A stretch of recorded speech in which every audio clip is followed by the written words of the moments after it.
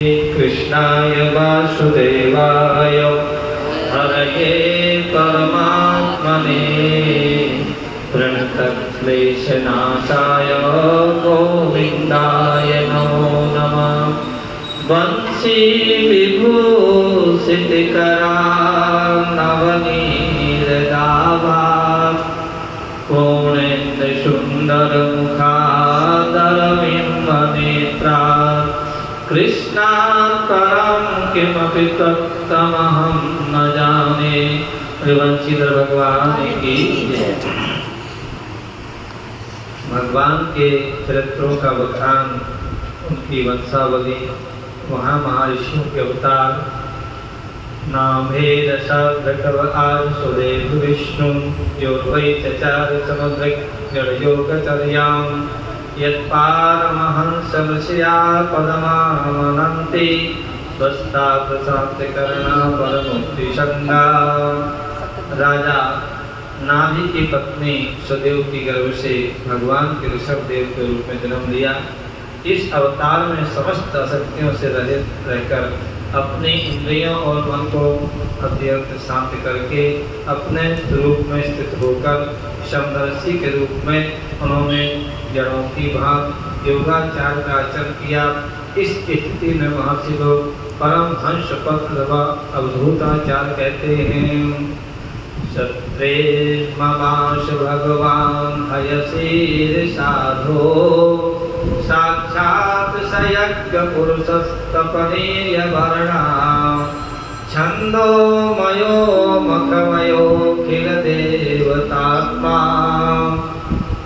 वाचो बभूव वर्षति स्वसतोषनस्ता। और इसके बाद स्वयं उन्हें यज्ञ पुरुष ने मेरे यज्ञ में स्वर्ण के समान कांति वाले हयग्रीव के रूप में अवतार ग्रहण किया। भगवान का यह विग्रह वेदमय, यज्ञमय और सर्वदेवमय, उन्हीं की नासिका से श्वास के रूप में वेदवाणी प्रकट हुई। वेद भगवान की जय। मत्स्यो युगांत समये मनलभ्य लब्धा क्षेणीमयो निखिल जीवनिकाय केता विस्तृता नरुभयो सलिले मुखान्वे आदाय तत्र विजहारः वेदमार्गां। चाक्षुष्मन्वंतर के अंत में भावी मनु शतवृत्त ने मत्स्य रूप में भगवान को प्राप्त किया। उस समय पृथ्वी रूप नौका के आश्रय होने के कारण वे ही समस्त जीवों के आश्रय बने। प्रलय के उस भयंकर जल में मेरे मुख से गिरे हुए वेदों को लेकर वे उसी में विहार करते रहे। क्षीरोदधा कमलमादनयूतपाना मुंथत्यतामवतलभ्यरादिदेवा पृष्ठे निकच्छ वपुर्विदधारिगोत्रं नित्रक्षणो दिव्यवर्णकसान्निकोण्डो। तो मुख्य देवता दानों अमृत की प्राप्ति के लिए क्षीर सागर को मत रहे थे। तब भगवान ने कच्छप के रूप में अपनी पीठ पर मंगलाचल धारण किया। उस समय पर्वत के घूमने के कारण उनकी रगड़ से उनकी पीठ में चिल्लाहट थोड़ी मिट गई, जिससे वे कुछ क्षणों तक मुख की नींद सो गए। कछुआ, मछली है ना, ये वास्तु के लिए बहुत अच्छे होते हैं। क्योंकि दोष होता है घर में, क्योंकि समस्त घर का जो निर्माण होता है बहुत कम वास्तु के हिसाब से निर्माण हो पाता है। लेकिन प्रयास करें कि हमारी रसोई घर कहाँ हो, हमारा स्नान गृह कहाँ हो, हमारा पूजा कहाँ हो और हमारा शयन कक्ष कहाँ हो, भंडार कक्ष कहाँ हो, इसका विशेष ध्यान देना चाहिए। तो इस प्रकार से कोई दोष होता है दरवाजे का या अपने घर का, तो ये सब चीज़ों की पूजा करके और अपना उस दोष को निवृत्ति हो जाती है। अच्छा अवतार, कच्छप अवतार, कच्छप का अवतार लिया और वो फिर डिस्टर्बेंस होता है। घूमने के कारण थोड़ी जिलाहट मिल गई, जिससे वे कुछ क्षणों तक सुख में सो गए। हृदिष्टकोरुभयः सदृशसिंहरूपं कृत्वा भ्रमद्भ्रकुटितं भ्रष्टकरालवक्त्रं दैत्येन्द्रमातुकदयाभिभक्तं तमारा दूरौ निपातविददारनखैस्फुरन्तं। देवताओं का महान भय मिटाने के लिए उन्होंने नरसिंह रूप धारण किया। चूहा खोजने गई है। फड़कती हुई भौहें और तीखी दाहों से उनका मुख बड़ा भयावह लगता था। बैठी है पीछे। हिरण्यकश्यप उन्हें देखते ही हाथ में गदा लेकर उन पर टूट पड़ा। इस पर भगवान नरसिंह ने दूर से ही उसे पकड़कर अपनी जंघों पर डाल दिया और उसके छटपटाते रहने पर भी उसने नखों से उसका पेट फाड़ डाला। अब देखिए भक्ति तो होती है, हम भक्ति करते पूजा करते हैं, तो भक्ति हमारी सनातन से कहते हैं सनातन धर्म की जय। हमारा सनातन कैसा है कि विशेष टोटके टोने ना करके जो हमारी संस्था वाली पूजा है उसे करनी चाहिए, ये हमारा सनातन। अब हम उसमें जाते हैं। हिरण्यकश्यप कौन थे? प्रहलाद जी के पिता हिरण्याक्ष भाई थे, वो मारे गए थे नीचे रसातल में। शॉट बना लो, तेंदुआ आ गया। तो अब भक्ति की तो भक्ति करोगे आप तो भक्ति का फल तो मिलेगा ही। भक्ति कर रहे थे ब्रह्मा जी के। हिरण्यकश्यप बहुत कई वर्षों तक भक्ति किया। ब्रह्मा जी आ गए, जिसको हम याद करेंगे वो तो सामने आ ही जाएंगे। श्रद्धा से भक्ति से रोगे दोगे भाव से जैसे भी करोगे तो बात होगा ही। ब्रह्मा जी आए, बोले हम बेटा वरदान मांगो। तो प्रवृत्ति तो वैसी थी, भक्ति थोड़ा नहीं थी। कहा हम इसी से न मरे, न जानवर से, न मानव से, न दानों से, न अस्त्र से, न शस्त्र से, न नीचे, न ऊपर, न बाहर, न अंदर। तथास्तु। लेकिन धर्म जो होता है, धर्म की हमेशा विजय होती है, और अधर्म जब बढ़ता है तो भगवान अपने आप रास्ता निकाल देते हैं।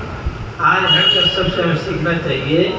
तपस्या करके वरदान मांगा, लेकिन हमें कोई मानने वाला रहेगा नहीं। लेकिन भगवान ने कैसा उपाय किया? न नर में, न मानव में, न दानव में, न पशु में, नरसिंह भगवान के रूप में प्रकट हुए। और न नीचे, न बाहर, न ऊपर, न नीचे, अंदर अपनी जंघाओं में लेकर के और दहली के बैठ करके और पूरा नखों से ग्रहण कर दिया।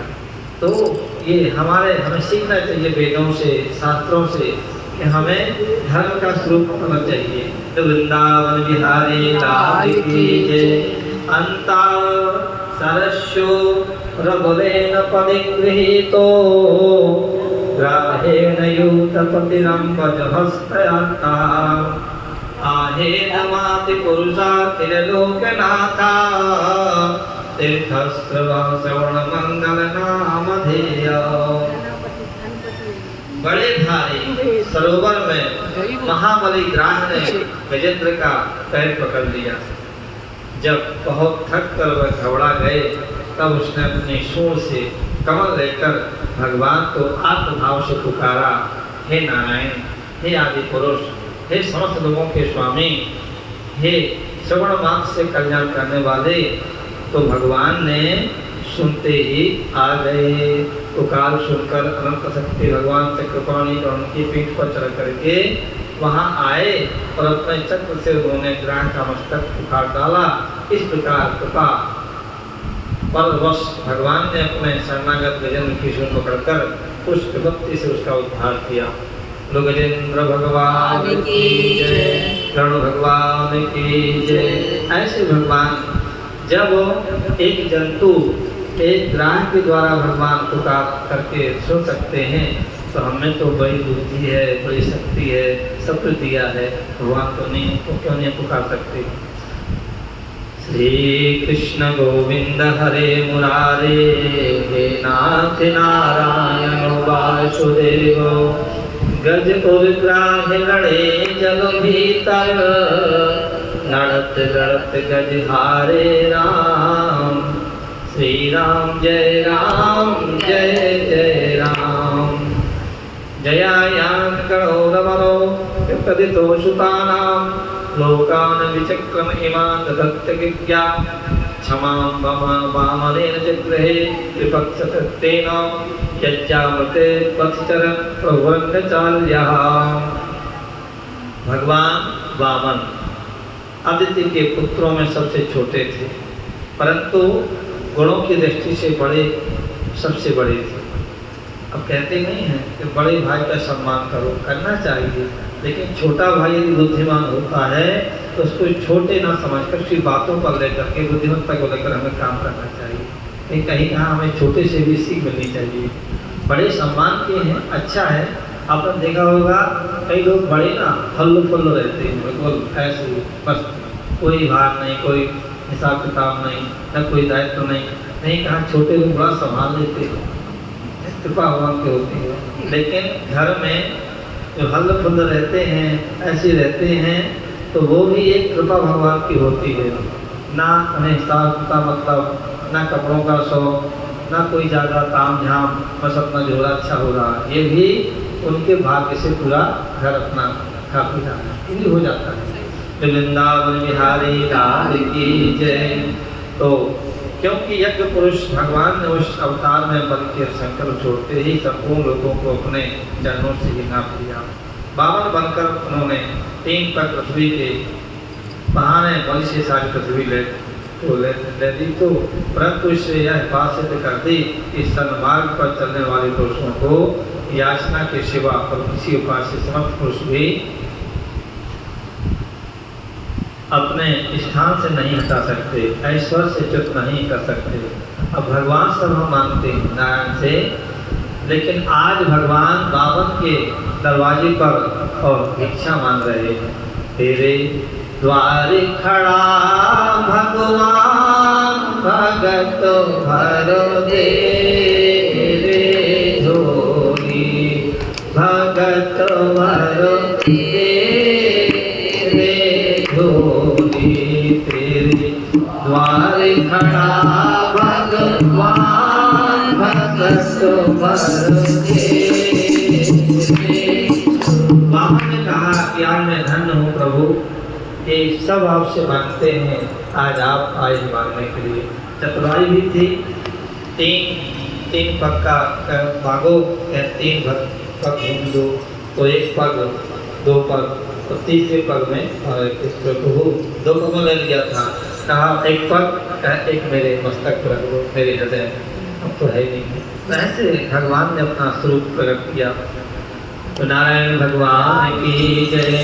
तुभ्यं च नारद शुभं भृशं भगवान् बिभृत् भावेन साधु परितुष्ट उवाच योगं ज्ञानं च भागवतं आत्मपदत्वदीपं यद्वासुदेव शरणां विचरच्च सैव। दैत्यराज बलि ने अपने सिर पर स्वयं भगवान बावन भगवान का चरणामृत धारण कर किया था। बलि बन रहे थे भगवान, और वो कौन थे? दैत्यराज बलि, भगवान बने थे बामन, छोटे से, और चरणामृत धारण कर किया था। ऐसी स्थिति में उन्हें जो देवताओं के राजा इंद्र की पदवी मिली, उसमें कोई बलि का पुरुषार्थ नहीं था। अपने गुरु शुक्राचार्य के मना करने पर भी वे अपनी प्रतिज्ञा के विपरीत कुछ भी करने को तैयार नहीं थे। शुक्राचार्य कौन थे? दैत्यों के गुरु। हाँ, दैत्यों के गुरु शुक्राचार्य। संडा मार्ग, ये सब कौन है? दैत्यों के गुरु हैं। और तो क्या भगवान का तीसरा पग पूरा करने के लिए उनके चरणों में से रखकर उन्होंने अपने आप को भी समर्पित कर दिया। श्री नारायण भगवान की जय। राधे राधे गोविंद गोपाल राधे राधे राधे।